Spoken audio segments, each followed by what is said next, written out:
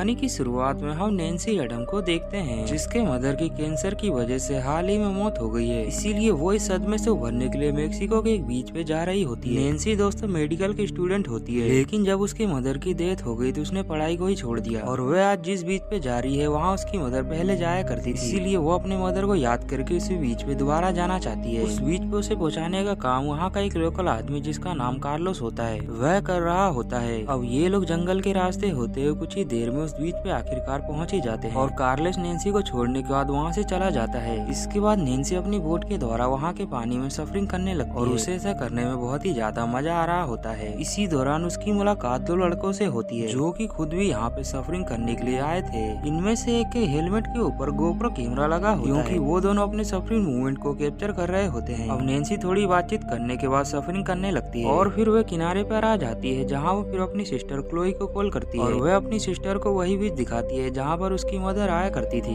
इसके बाद नैन्सी अपने फादर से भी बात करती है, जहाँ दोनों बात करके बहुत ही ज्यादा इमोशनल हो जाते हैं और हमें पता चलता है कि नैन्सी अपनी मदर से बहुत ही ज्यादा प्यार करती थी। कॉल कट हो जाने के बाद नैन्सी फिर से सफरिंग करने जाती है। तभी वे देखते हैं कि वो दोनों लड़के जो कि सफरिंग कर रहे थे वह इस बीच से वापस जा रहे होते हैं। इसका मतलब ये कि नैन्सी अब इस बीच पे अकेली रह जाएगी। नैन्सी थोड़ा और आगे जाती है, तभी वे देखती है कि उसके सामने एक व्हेल पड़ी होती है, जिसकी लाश को वहाँ के पक्षी नोच नोच के खा रहे होते हैं। अब ये देख के नैन्सी सोचती है कि वो लास्ट राइड करके यहाँ से वापस चली जाएगी, लेकिन तभी ऐसा करते हुए उसके ऊपर एक बहुत ही बड़ी शार्क हमला कर देती है। वह शार्क नैन्सी के पैरों को बहुत ही बुरी तरह से जख्मी करती है, लेकिन नैन्सी जैसे तैसे करके अपनी जान को बचाती है, जहाँ उस मरी हुई बेल के सब के ऊपर चढ़ के बैठ जाती है। नैन्सी के पैर से दोस्तों बहुत ही ज्यादा खून बह रहा होता है, इसलिए वो खून को रोकने के लिए सबसे पहले बोटिंग रस्सी को अपने पैरों में बांध लेती है। इसके बाद नैन्सी देखती है कि वो दोनों बंदे अभी तक यहाँ से नहीं गए। वो अपनी जान बचाने के लिए अब उन दोनों को आवाज लगाने लगती है, लेकिन दूरी ज्यादा होने की वजह से वो दोनों इसकी आवाज नहीं सुन पाते और अंत में वो दोनों यहाँ से चले जाते हैं। जिसके बाद नैन्सी देखती है कि वो शार्क तो इसके आसपास ही घूम रही है और वह नैन्सी को अपना शिकार बनाने के लिए घात लगाए बैठी है। शार्क जब समझ जाती है कि नैन्सी अब यहाँ से नहीं उतर रही, तो वह अब उस बेल पे ही हमला कर देती है, जिसकी वजह से नैन्सी पानी के अंदर फिर से गिर जाती है। लेकिन अभी भी नैन्सी की किस्मत अच्छी होती है, क्योंकि पास ही में उसे एक ऊंचा पत्थर मिल जाता है। वह जल्दी से उसके ऊपर चढ़ जाती है। यहाँ पर आके नैन्सी कुछ देर के लिए तो सेफ हो जाती है और जैसे जैसे उसके पैर से खून बह रहा था उसे और भी ज्यादा तकलीफ हो रही, इसलिए वो अपना दिमाग लगा के जल्दी से अपनी ज्वेलरी निकालती है, जिसके बाद वो उस ज्वेलरी के द्वारा अपने पैरों पे टाके लगाती है। लेकिन ये करते हुए उसे बहुत ही ज्यादा दर्द हो रहा था। अब ऐसा करने के बाद वो अपने स्विमिंग सूट को उतार के अपने पैरों में बांध लेती है ताकि उसका खून कम बहे। अब देखते ही देखते वहाँ पे शाम भी हो जाती है और रात जैसे जैसे बढ़ती है वहाँ पे ठंड भी बढ़ जाती है। इसीलिए नैन्सी अब अपने स्विमिंग सूट को पैरों से निकाल के फिर से पहन लेती है और ये सब करने के बाद भी उसकी ठंडी नहीं दूर होती और जैसे तैसे करके वो आज की रात काट लेती है। अब अगली सुबह होती है, नैन्सी देखती है अपनी सफरिंग बोट को, जिसे देखकर वो उसके पास जाने का सोचती है, लेकिन तभी बीच में वह शार्क फिर से नैन्सी की ओर आने लगती है। इसीलिए नैन्सी जल्दी से फिर से उस पत्थर के ऊपर वापस आ जाती है। इसके बाद थोड़ी और सुबह होने पर नैन्सी देखती है जो कि नशे की हालत में बीच के किनारे चल रहा होता है। अब ये देख के नैन्सी फिर से एक बार कोशिश करती है अपनी मदद की, लेकिन वो आदमी उसे तो नहीं देख पाता, बल्कि वो तो नैन्सी के सामान को चुराने लगता है और चुराने के बाद वो जैसे यहाँ से जाने वाला होता है तभी उस आदमी की नजर पानी में तैर रहे सफरिंग बोट पे पड़ती है, जो देखकर उसे अब लालच आ जाता है, इसलिए वो उसे भी चुराने के लिए जाता है। और नैन्सी ये देखकर उसे समझाने की कोशिश करती है कि आगे शार्क है, वो आगे ना आए, लेकिन लहरों की आवाज की वजह से उस आदमी को कुछ भी आवाज नहीं आती और होता वही है जिस बात का नैन्सी को डर होता है। वह शार्क आदमी के ऊपर हमला करके उसकी जान ले लेती है। ये देखने के बाद नैन्सी पूरी तरह से निराश हो जाती है। अब ऐसे ही समय बीतता है और हम देखते हैं कि अब दोपहर हो जाती है और वो दोनों बंदे फिर से उसी बीच पे वापस आते हैं जिनके साथ नैन्सी पिछले दिनों में सफरिंग कर रही थी। अब इससे पहले इन्हें देख के नैन्सी आगा कर पाती, वो दोनों पानी में उतर कर सफरिंग करने लगते हैं और अगले ही पल वो शार्क उन दोनों के ऊपर हमला करके उनकी जान भी ले लेती है। और इस हादसे के बाद नैन्सी के अंदर जो बची कुछ हिम्मत होती है वो भी टूट जाती है। अब थोड़ी देर के बाद नैन्सी देखती है उस हेलमेट को जिसके ऊपर गोप्रो लगा था। ये देख के डिसाइड करती है उसे लेने का, लेकिन वो शार्क कभी भी इसके आसपास ही घूम रही थी, इसलिए वो सबसे पहले शार्क के आने जाने के टाइम को कैलकुलेट करती है कि वह शार्क नैन्सी के पास कितनी देर में चक्कर लगा और ये समझने के बाद वे पानी के अंदर कूद जाती है, जहाँ वो हिम्मत दिखाते हुए बहुत ही बहादुरी के साथ आखिरकार उस गोप्रो को अपने पास ला ही लेती है। जिसके बाद वो उसके अंदर की वीडियो को देखने लगती है, जहाँ वो देखती है कि उस शार्क के मुंह में एक बहुत ही बड़ा हुक धंसा होता है और ये देखकर नैन्सी समझ जाती है कि उस शार्क को मछुआरों ने मारने की कोशिश की, लेकिन वो किसी तरह से अपनी जान बचाने में कामयाब हो गई। पर अब उसके मुंह में हुक होने की वजह से उसे बहुत ही ज्यादा गुस्सा आया है। इसके बाद नैन्सी देखती है बोया को, जो कि पासी में बना होता है। दोस्तों बोया वो होता है जो कि पानी की गहराई को दर्शाता है। नैन्सी उस बोया को देख के वहाँ जाने का सोचती है, क्योंकि जैसे जैसे समय बीत रहा था उस पत्थर के ऊपर पानी भरता जा रहा था। इसका मतलब ये कि पत्थर कुछ ही देर में पानी में डूब जाएगा। अब ये सोच के वहाँ वो जाने का सोचती है, लेकिन वो उसके पहले वीडियो रिकॉर्ड करती है जहाँ वो अपने साथ घटी पूरी घटनाओं को बताती है और अंत में अपनी लोकेशन बता के कहती है कि जिसको भी ये वीडियो मिले प्लीज मेरी हेल्प। और वो ये सब कहते हुए बहुत ही ज्यादा इमोशनल हो जाती है। अब ये सब रिकॉर्ड करने के बाद उस कैमरे को पानी में फेंक देती है, एक उम्मीद के साथ कि किसी न किसी को तो जरूर वो मिलेगा।